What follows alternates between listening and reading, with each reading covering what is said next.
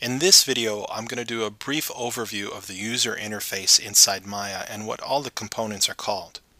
But as I mentioned in the last video, it's very important that whatever you're looking at on screen is exactly similar to what I'm looking at on my screen.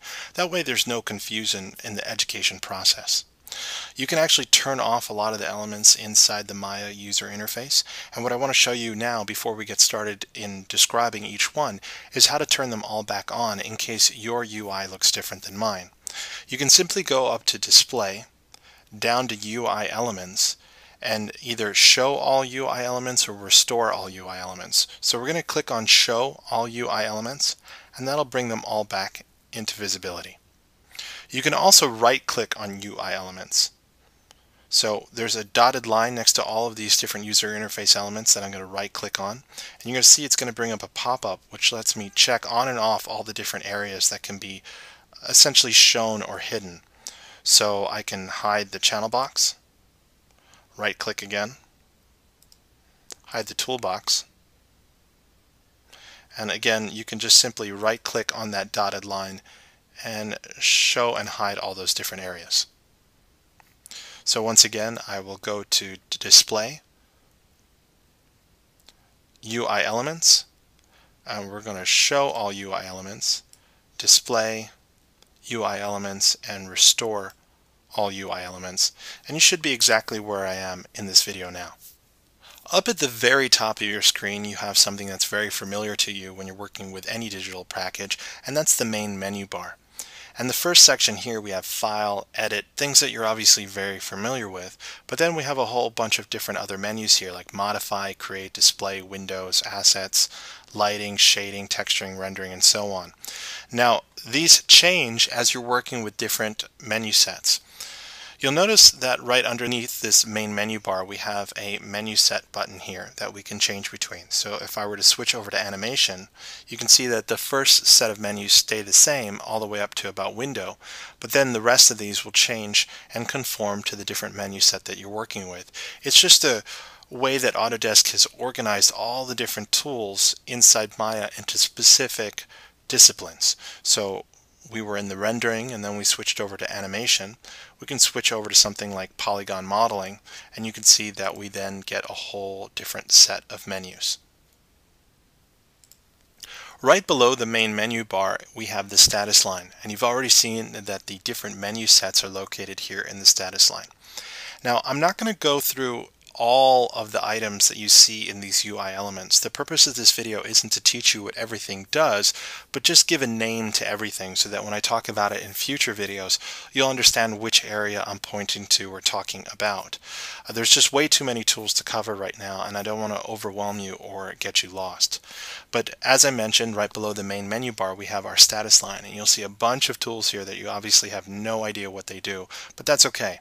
The one other item that I did want to point out here in the status bar is that there are these vertical lines which you can click on which can open and close some of the elements. The reason I'm telling you about this is because perhaps in later video I will click on one of the icons here and it'll look different to your UI and you won't see one of these icons. Perhaps that's because this whole area here has basically been folded down, and you'll notice that I can pretty much remove a lot of what's in here by clicking on these icons. You can go ahead and click on those little shelf bars to extend this quite a bit and open up all the other icons. Below the status bar we have our shelf tabs. If you don't see your shelf tabs here in your interface, you'll notice that there's a small folder with an arrow over here on the left hand side of your screen. You can click that and turn off and on your shelf tabs. So just make sure they're turned on right now. Now the shelf tabs essentially give you access, quick visual access to many of the tools and functions that are inside many of these menus that you see up here. They're just a visual representation of these tools. It makes it a little easier to select sometimes. So for instance, if I click on my polygon shelf tab, I can click on a polygon sphere, and that gives me the tool for clicking and dragging a polygon sphere inside my scene. So I wouldn't go around just clicking on all these buttons. It's probably better to watch these videos first, but I just wanted you to be aware that these are your shelf which is located right here, and the different tabs which open up different shelves. Something that's very powerful about all of this is that there is a custom shelf, and you can create as many shelves as you like and add in your own custom icons. So you can build a shelf which has a combination of different tools that you use frequently, or in the future when you get into scripting, you can actually build powerful tools from scratch and then bring those tools directly into these shells with unique icons.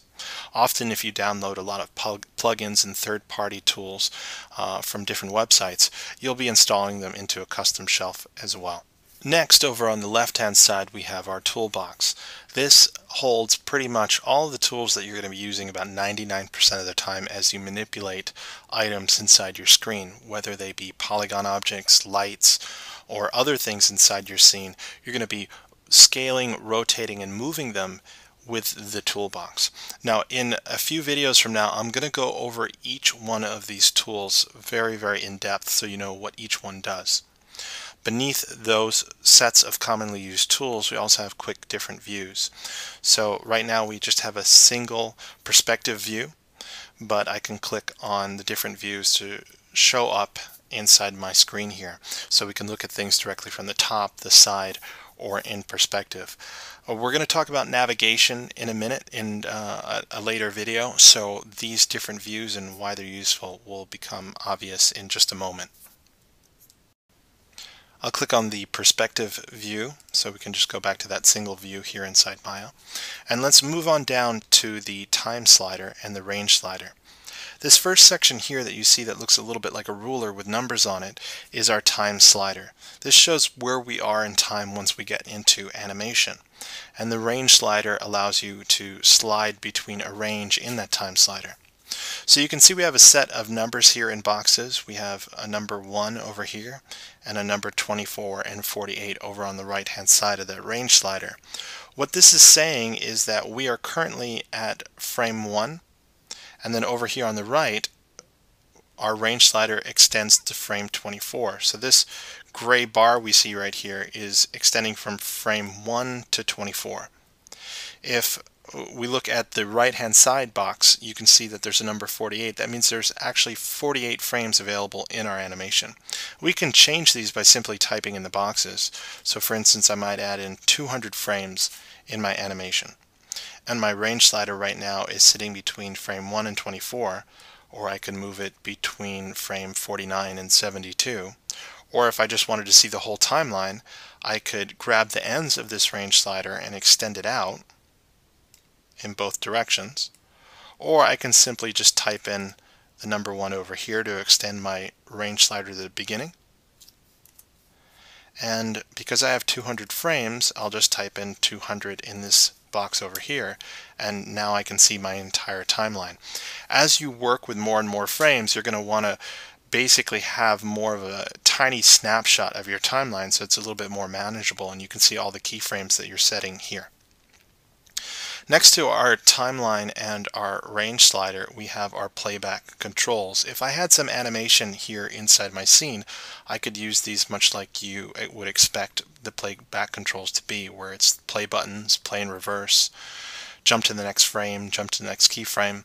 All of these things aren't super important right now because again we're just looking at the names and locations of all these UI elements. But just understand this whole general area down here is dedicated to animation and timing inside Maya. Below our timeline and our range slider, we have a line called the command line. You notice the letters MEL next to it. MEL stands for Maya Enabled Language. This is the scripting language inside Maya, which allows you to code your own functions and tools. Maya in recent years has also adopted a scripting language called Python. But you don't need to worry about either of those because in this intro series we're not going to get into coding our own tools. It's a much more advanced feature that you'll learn later on. But just know that you can type in code into these areas to execute certain functions and create certain tools. For example, the MEL command for creating a polygon sphere would be poly sphere. I'll go ahead and delete that sphere I just created. We'll talk about primitives in a later video in just a moment. Below our command line we have the help line. This is a very important line inside Maya in the user interface, but sometimes it's very hard to notice. I kind of would have hoped that they would have put this up here instead, so you can actually drag pieces of your user interface around if you like. But for right now, just go ahead and leave it at the bottom of your screen. Now, what the help line does is it gives you a lot of important information on everything that you're doing inside Maya. So for instance, if I were to click on my Poly tab here to open up the polygon shelf and I hover over a polygon sphere, you can see down there in the help line it tells me exactly what that is. Polygon sphere, create a polygon sphere on the grid. Or if I move over to the rotate tool, it's going to say that that is the rotate tool. Also, something that's very important about this line is that as you're working in Maya, you may do something which causes an error. This is common. It's not a bad thing, but you might try to do a function or use a tool in a way that it's not supposed to be used. And you're going to see that this help area turns red, and it's going to give you some very important information about what you're doing wrong. So the one key thing I want to drive home here is don't ignore that help line down at the bottom. When you run into problems or you use a tool incorrectly, it's going to tell you some very powerful information that you're going to want to know. Depending on the different objects you've been creating or tools that you've been pressing during the first set of videos that we've been going over here, your UI might look slightly different than mine. And what I'd like to talk about is a UI element called the channel box right now. So you may or may not have your channel box active, but to go ahead and expose the channel box, just click on the icon at the very top right of your screen. The channel box should look like these two different boxes here. You may have had something called the attribute editor, which we'll talk about in a moment, open, but you want to make sure that you have the channel box open. The channel box is going to display some very important or very common attributes for things that you have inside your scene. So don't worry about what I'm doing right now as far as what I'm creating or keyboard shortcuts that I'm pressing, but I just wanted to create a few different objects here and make sure that they were in my scene so you can see how things are different in the channel box. So for instance, if I were to select this sphere, you can see that we get some attributes for the sphere. Translate, rotate, scale. These are the most commonly keyable attributes for that sphere. And what I mean keyable is that when we get into animation, you might be keying translate as far as its position, its rotation, or its scale.